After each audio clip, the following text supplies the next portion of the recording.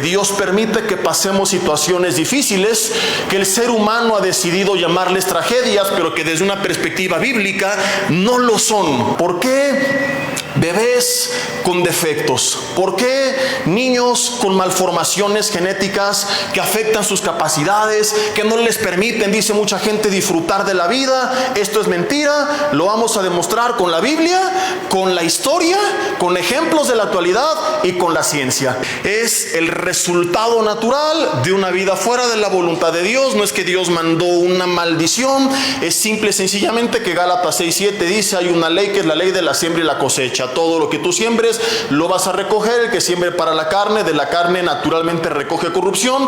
El que siembra para el espíritu, del espíritu va a recoger o va a segar vida. Entonces sucede que nuestros malos hábitos tienen la capacidad de alterar nuestro ADN, y esto ¿qué es lo que conlleva? Mutaciones. Una mutación, que es un cambio en nuestro ADN, trae síndrome, que es un síndrome, es básicamente originado por un cambio en la programación del ADN, un cambio en este caso con un defecto. Y lo que mucha gente no sabe es que esto a veces se produce porque los antepasados tuvieron una alimentación terrible, embarazos a una edad muy temprana o adicciones tienen el potencial, según la medicina actual, de alterar nuestro código genético, de distorsionarlo, de provocar síndromes. Luego culpamos a Dios cuando fueron generaciones atrás las responsables. Y la Biblia advertía desde el Antiguo Testamento que las maldiciones alcanzaban hasta la tercera y cuarta generación. Ahora, una maldición no necesariamente que alguien dice: oh, te lanzo un hechizo. No,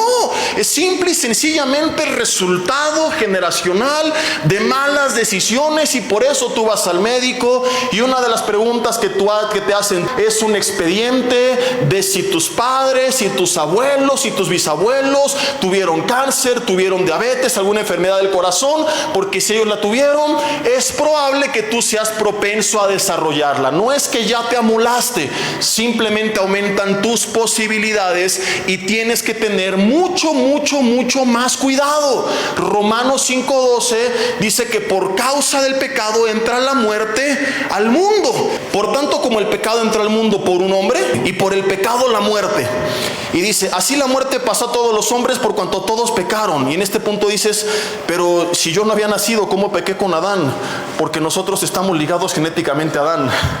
Entra en el ADN del ser humano el conocimiento del bien y del mal, la opción de rebelarse en contra de Dios que Adán no había experimentado hasta ese día cuando decidió probar del fruto. ¿Por qué entra por el hombre si la primera que pecó fue la mujer? Porque quien pone la semilla es el varón.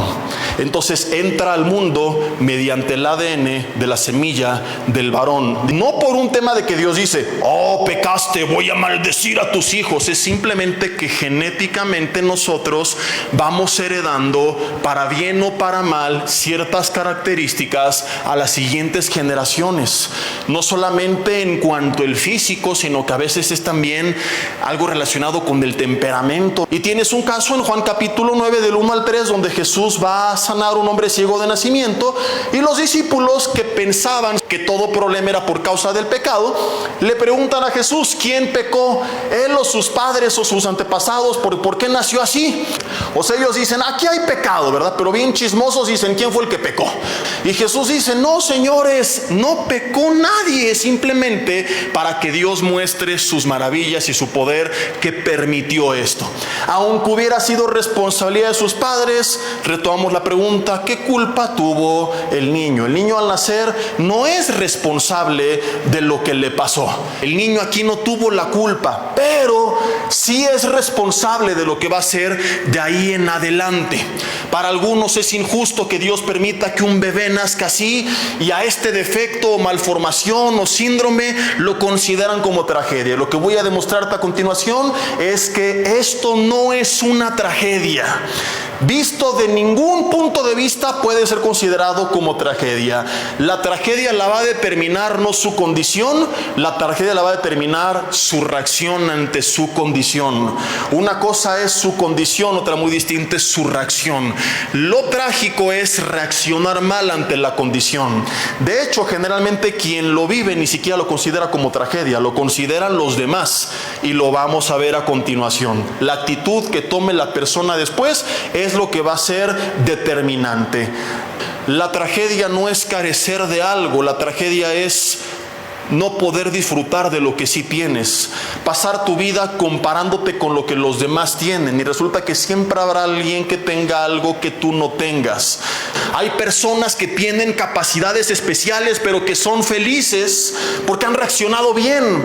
De hecho, quienes no lo son es porque se los inculcan sus padres. Oh, qué trágico, mi niño, a ti no te tocó ser normal. Pero ellos son las personas más felices del mundo, las ves con gozo, las ves con paz. Recuerdo perfecto el caso de un joven que vino durante años a esta congregación con su familia, y él no podía correr como los demás niños, y nunca lo viste en el grupo de jóvenes frustrado. Oh, yo no puedo correr, andaba con una andadera. Era el joven más feliz de todo el grupo de jóvenes. Era uno de los ejemplos más grandes. Amaba a Dios, buscaba a Dios, predicaba de Dios, porque él a lo mejor estaba paralizado externamente, pero era libre espiritualmente. Tragedia es ver a jóvenes con piernas amargados por dentro, que pueden correr y brincar, pero no lo hacen. Viven deprimidos en su cuarto porque espiritualmente están muertos. Eso sí es trágico. ¿Y cuál fue la tragedia? ¿Su situación? No. Di conmigo, su reacción. Tienes gente que tiene sus manos completamente libres y movibles y las usa para pecar. Que usan, dice Isaías 59, sus pies para correr apresurados a hacer el mal. Y esto es trágico. Que alguien teniendo todo en la vida para ser feliz, vivir dentro de la plenitud de la voluntad de Dios y comprobar que sus planes son buenos, agradables y perfectos, vivieron toda la vida llenos de ira, de amargura, de depresión, de tristeza, de ansiedad, encerrados con calmantes, con psicólogos, porque eran libres por fuera pero estaban esclavizados por dentro, porque nunca conocieron a aquel que dijo que al que el Hijo libertare será verdaderamente libre. Entonces hay gente que es víctima de una tragedia, sí, pero una tragedia no que Dios les mandó, sino que ellos mismos se inventaron. No por su condición externa, sino por su condición interna. Te voy a contar el caso de 3 personas y tú me vas a decir cuál es víctima de una tragedia, ¿ok? Caso número 1. El primero de ellos es un deportista, es un futbolista mundialmente reconocido, seleccionado de uno de los países que más copas del mundo ha ganado. Multimillonario, jugó literalmente en uno de los mejores equipos del mundo, recibiendo millones de euros por sus participaciones. Tiene todo: salud, fuerza, dinero, fama, popularidad. Segundo caso. Este es un artista de Hollywood, reconocido a nivel mundial, conocido por sus películas de comedia, siempre sonriendo y haciendo reír a los demás. Qué gracia, qué carisma, qué feliz tiene que ser este hombre. Tercer caso, es un pequeñito que nace sin manos, sin piernas, pie medio desarrollado y con solamente un dedo. Todo lo que tiene en la vida para hacer las cosas no es una mano completa, no es un pie completo, es 1 o 2 dedos del pie. ¿Cuál de los 3 es víctima de una tragedia? El primero de ellos está en la cárcel por violación. No tiene 1 millón de euros, a pesar que en ocasiones ganaba más de eso en un mes, porque todo lo despilfarró en el vicio, y hace algunos meses lo metieron a la cárcel por violar a una joven modelo, cayéndose de borracho en un antro en Europa. Su nombre es Dani Alves y su último equipo fueron los Pumas. El segundo caso es un hombre que se terminó suicidando por depresión.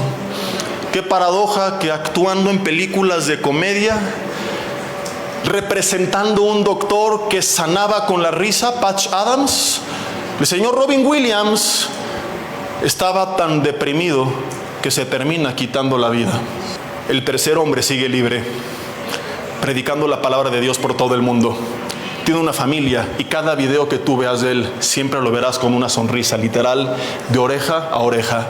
Nick Vujicic es un hombre que no tuvo piernas, que no tuvo manos, pero está lleno del Espíritu Santo de Dios y es feliz.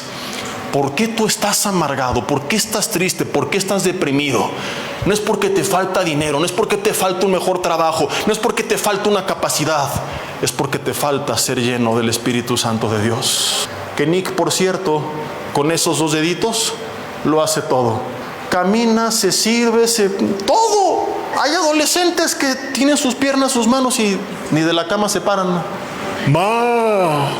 Esos sí están incapacitados. Y no es por su estado físico, es su condición.